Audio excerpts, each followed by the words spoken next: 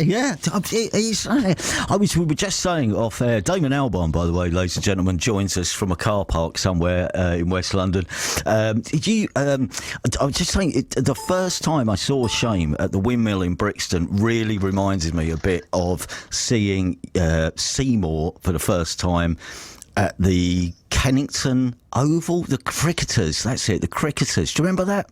It was a pub gig, really. Yeah. I remember that one because I was very sick behind Dave's drum after about first song. I just totally lost it and exhausted myself before I'd even started.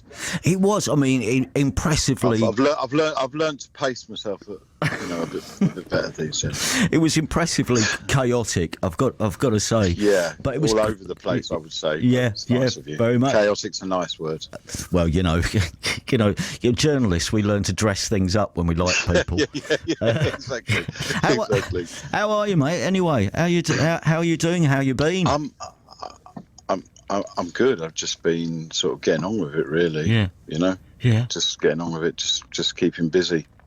Are you still in the routine of making music most days, wherever you are? Yeah. I suppose I'm still completely in that routine. Yeah. Yeah. I mean, well, it's not even a routine. It's just a necessity, really. I'm a bit like weird like that. Just have to do it all the time. It's one of those conditions. It's got a name, I'm sure. Mm. Do you not? I don't know whether you work, because sometimes you have an engineer with you, I know, and sometimes do you ever find it a lonely process at any point, or has it been a real solace to you, particularly over the last, I guess, 18 months? Well, there are points where you're on your own with a song, and sort of, it's up to you really to do it justice, because I tend to sort of throw myself into songs and get so far with them, and then that last bit is sometimes agonising. Yeah. And so what do you do? But I'm pretty used to working with people, so I kind of enjoy the process of just chaos around. It doesn't have to be like, right, this is a studio. There can be other stuff going on. It can be cooking going on, or I don't know, meetings, or just having a laugh. It doesn't matter. There's a train that comes past in London, the studio, like every 5 minutes, and so it's just permanent sound of trains and sirens and things like that. When you get to that point, then you can't finish a song. What do you do? Do you battle against it, or do you just put it back in your subconscious and wait until it comes back? Yeah, I mean, sometimes just give up and just think, no, that's just not doing. I've had enough of this. Get fed up with it. It's like a relationship, you know what I mean? Yeah. You work hard at it, and then it comes a point where it's just, I've just got to like get some distance from it. But I do persevere. And most of the time. And you mentioned the studio in London. Last time you were on, you were saying you'd built a studio in a barn, haven't you? Don't you have somewhere now down in the West Country as well where you've worked? Yeah, that's where I spent most of lockdown, to be honest with you. But everything's starting to kind of get much more busy now, so I'm finding it harder to get down there. And what's it? Can you? So I'm back in the city. Can you just? My attempts to escape have failed. Yeah. I tried to get away, but they pulled me back in. What? Can you paint? Too much. Can you paint us a picture of the barn? Is the barn on a farm or something? Is it very isolated? It's the barn on a farm. Yeah, it's the barn on a farm. Well, what? I'm Damon Albarn, and I have a barn on a farm. What's it like? Your barn? It's stone. It's a stone barn. Oh, okay. It used to be the bit where the studio is. Used to be a hayloft. Right. It's a lovely place. It's very, it's quite remote. But I do have a view of the sea, so I'm very lucky. And so, were you? Did you go there to work on this new solo record, or were you working on other things as well? Yeah, well, I've been doing the Gorillaz stuff for last year, and I've been kind of sort of cut off from the Nearer the Fountain, which was really something that was completely imagined and created in Iceland. I was sort of spending quite a lot of time up there looking out this amazing window at the sea and a mountain by the name of Esja. And I had orchestral musicians, and we used to get there, well, mostly winter months we were recording. We get there before it became light, which up in Iceland during the winter is like 10:30, 11. So everyone get there at like 9 in the morning, and it would be have a coffee, and it would be completely dark, and then we just play as the light kind of, appeared. It was a very magical thing, and I just was really missing that, and pretty sad that it had been stopped in the manner it had. So I just thought I'm gonna try and finish this, not necessarily in the way I would have done if I'd have stayed there. So I went back into the barn in January, but what I've only ever recorded there in the summer months, so I didn't really realise that, the lack of, I soon realised, but at the time I hadn't thought about it needed more insulation, and also because it's stone, it was really dusty.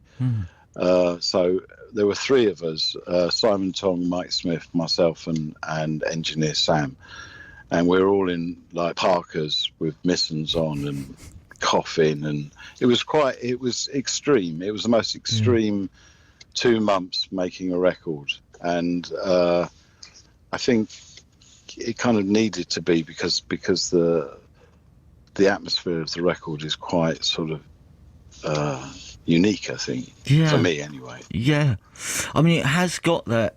I don't know. It's a lot of it's about atmosphere. I wonder, coming back to Britain though, did that within another landscape? Did that change the record in any way? Because as much as you get, because it kind of forced me to sort of finish the songs that were like more impressions when it was in the context of the orchestral piece.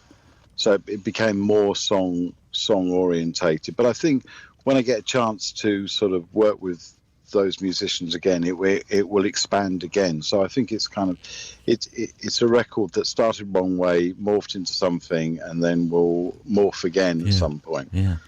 The title of the album, "The Nearer the Fountain, More Pure the Stream Flows," it comes from a poem by John Clare, John Clare, Essex boy. Yeah, it's because I'd never read any John Clare until the other day, because I mean the title track is essentially a sort of updated reading of his poem "Love and Memory." Is that right? Yeah. Half of the poem, I felt. I mean, it's a meditation on loss. And this record is in part about loss, but so I didn't want to kind of use the whole poem, but I felt, just the more I lived with that, with the poem, I just really wanted to see if I could sing the words, because they're really there's something else really. Such an amazing poet. Yeah, which beautiful, exactly. As I say, I didn't know his work and read a few things he wrote. I mean, strangely, well, he was a very interesting guy, because he didn't come that sort of 18th century poet was traditionally from the aristocracy, your Byrons, and they're ill. He wasn't. He was much more working class, from Essex, and he became very disillusioned with society, and kind of checked himself into a retreat because he was kind of worried about his mental health. And he spent about 10 years there, I think, maybe longer, and then felt he was well enough to leave again. So at that time, he was very unique. And wrote a lot about the sort of the rural landscape as well, as I understand it, which is interesting, because essentially if you're writing about a postcard image or a picture of a place, it's very similar in style to what you've achieved or trying to achieve, certainly with this. Yeah, I mean, it's his allusions are very local, which was quite odd at the time, I think. So I think there's lots of reasons for why he needs to be sort of, on our curriculum, really, because he's very modern in a sense. Yeah. I tell you, the other thing you get from Love and Memory, and I don't know if this is expanded in the rest of the record, but there's a kind of acknowledgement that things die and then they grow again, and that's a metaphor for life. It's amazing how something written in the 18th century kind of is now getting aired on Steve Lamacq. I love that. Well, almost as old as my gags. And he's from Essex, so what's there not to like? Absolutely, he's in our gang. What was it like then playing some of the material in a completely different landscape, but weirdly going to Glastonbury and then airing the songs in a room? That was brilliant. I mean, I loved every second of that. That was one of my favourite Glastonburys. And the weird thing is, it's sort of playing in the round, I think, is something I feel like initially is kind of how I'd like to play live again, because I think we've all become quite introverted, and the idea of just lining up on the stage and projecting is kind of a bit weird at the moment. It feels like it needs to be a gradual thing to just go from nothing to that again. So like the round, and then when I was thinking about the round, I thought, well, no one in the government seems to be thinking about live music, and now we've just got another addition to the football crowds. I just thought, well, if we play in the round, then why can't bands play like at half time? In all sporting events, we can have a band playing, and then we could extend it to horse racing and have like a band doing a gig after the 4:30 at Epsom, and move on like that. We could go to cricket, you know what I mean? Because these crowds are now allowed to exist. So what's the problem with music being a participant in that? Because our musical tradition is incredibly important to us all, and I think you can't just cut it like it's been severed. If you leave it for too long, it disappears. It has been really strange. I mean, it's just weird. It's just not balanced, is it? It's just not balanced. Do you know what I mean? It's like you can't be just giving permission for that and then nothing for us. It's just not right. So looking ahead, you're going.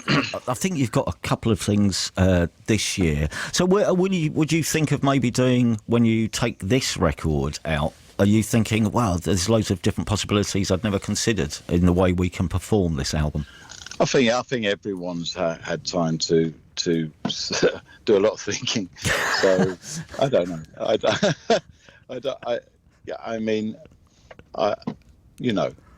This record feels like it's got a place at the moment. If it's given time, it's not just it's not a banger. Definitely not a banger. No, but as you'll hear from this track, which we're about to play, it's a beautiful thing and a moment of contemplation, which I don't think we should sneer at this moment in time. Can I just read you something which I saw on my Twitter earlier on, where Batnab said, how long, it must be 30 years now that Lamacq and Albarn have been interviewing each other, and then somebody replied, I think it's 31 years since we did our first interview, to which Batnab then said, wow, they really are the Michael Parkinson and Billy Connolly of their time. Wow. That's a curveball, isn't it? There could be legs with that. Could be. Listen, before we run out of time, we'll play the track. Thank you so much for spending a bit of time with us. My pleasure. My pleasure. Hopefully next time I'll actually see you again. Yeah, back in a room together. It would be absolutely lovely to catch up and just talk about the records in more depth when the album comes about music in general and where our lives are, etc. Oh, yeah. Should we? Well, soon as we finish this on air, we'll just put an hour in the diary. Okay. Oh, I'll come round. Yeah? I'll come round. Yeah, I can drive now. You can welcome any time.